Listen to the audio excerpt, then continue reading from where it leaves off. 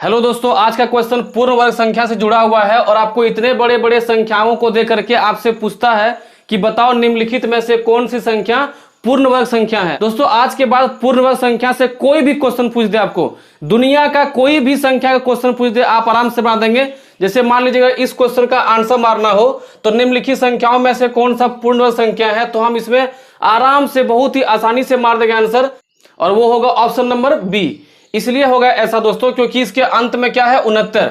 अब ये ट्रिक क्या है, इस ट्रिक को जानने के लिए आप वीडियो को थोड़ा सा आगे और देखें और मैं आपको समझाता हूं कि कोई भी बड़ा से बड़ा संख्या का वर्ग आप कैसे मार सकते हैं।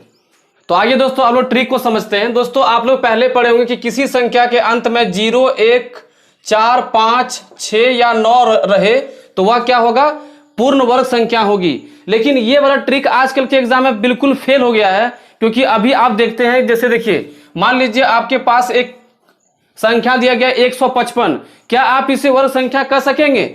संभव ही नहीं है, क्योंकि आप जैसे कि 12 का कितना होता बताओ 144 और 13 कितना होता है 169, तो 144 इससे पीछे है और 169 इसके आगे है। तो भाई अगर यदि 12 का ये है और ये 13 का है तो 155 का तो होने का चांस ही नहीं है। लेकिन आप देख रहे हैं कि अंतिम में क्या है 5, लेकिन 5 होने के बावजूद भी ये एक पूर्ण वर्ग संख्या नहीं हो पाया। अब ऐसे मान लीजिए हम बात करते हैं 6 का, तो मान लीजिए आपको दे दिए 126 या दे दिए आपको 11,026, तो क्या आप इसे पूर्ण वर्ग संख्या कह पाएंगे? तो ये नहीं कह पाएंगे। क्यों? अब इस क्यों के लिए आप देखिए कि हम क्या इसका जवाब देंगे। क्योंकि दोस्तों इतनी बड़ी संख्या है तो हमको पता नहीं कि 26 अंत में है कि 6 है, तो उसको कैसे हम इसका कह सकते हैं। यहां देखिए, अगर आपको 1 से लेकर के 24 तक, ध्यान दीजिएगा 1 से लेकर के 24 तक अगर आपको स्क्वायर पता है तो आप दुनिया के किसी भी संख्या का स्क्वायर आप आंसर मार सकते हैं। क्या देखिएगा, दुनिया के किसी भी संख्या का स्क्वायर आप मार सकते हो अगर आपको 1 से लेकर के 24 तक का स्क्वायर आपको पता है। तो देखिए हम 10 तक नहीं लिखेंगे, क्योंकि 10 तक तो बच्चा वाला चीज है, एकदम बचकाना हरकत है, उसको लिखने से कोई फायदा नहीं है। 1 का कितना होता है स्क्वायर 1, 2 का 4, 3 का 9, 4 का 16, 5 का 25, 6 का 36, 7 का 49, 8 का 64, 9 का 81, 10 का 100। अब देखिए 11 से 11 का 121, 12 का 44, 13 का लिखा हुआ है, 14, 15 सब लिखा हुआ है, कहां तक लिखा है 24 तक। तो अब ध्यान दीजिए कि मैंने सबका अंतिम 2 अंकों को अंडरलाइन कर दिया है। यानी आपको याद ये रखना है कि 1 से लेकर के 24 तक हम जब भी कोई संख्या देखते हैं स्क्वायर में तो उसके अंत में क्या है, तो कहीं पर 76 है, कहीं 29, कहीं 84, कहीं 41 है, कहीं 00, कहीं 61, कहीं 24, कहीं 89 है।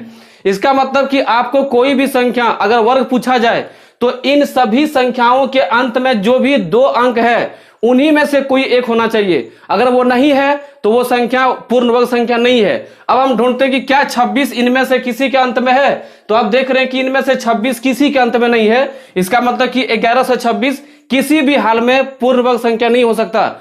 अब देखिए इसमें एक और भी नोट पॉइंट जिसको कि आपको ध्यान रखना है।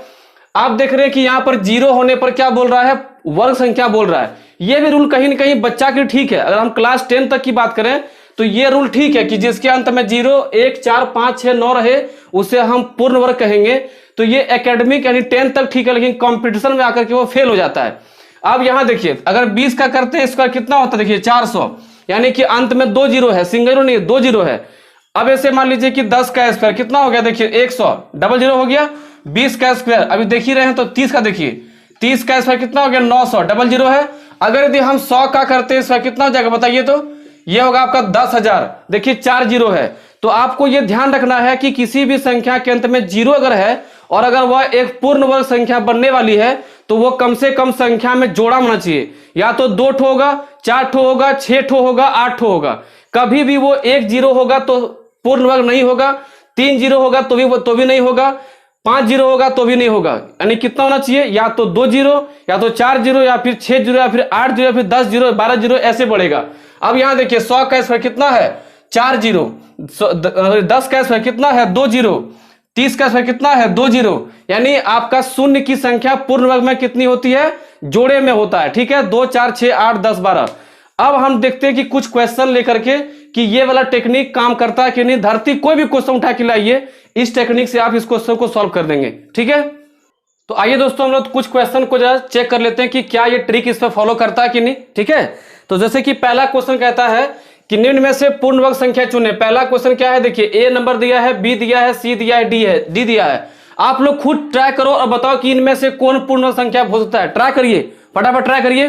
देखिए अगर हम इसमें से चले तो क्या दिया अंतिम में 07, 09, 15 और 03। आपको हम क्या सिखाए थे कि 1 से लेकर के 24 तक में जो भी अंत में आएगा वही इसका पूर्ण वर्ग संख्या कहलाएगा। तो आप देख रहे हैं कि 15 1 से लेकर के 24 तक किसी में जाओगे तो अंतिम 2 अंक कभी भी 15 नहीं मिलेगा, ये आपका आंसर नहीं होगा।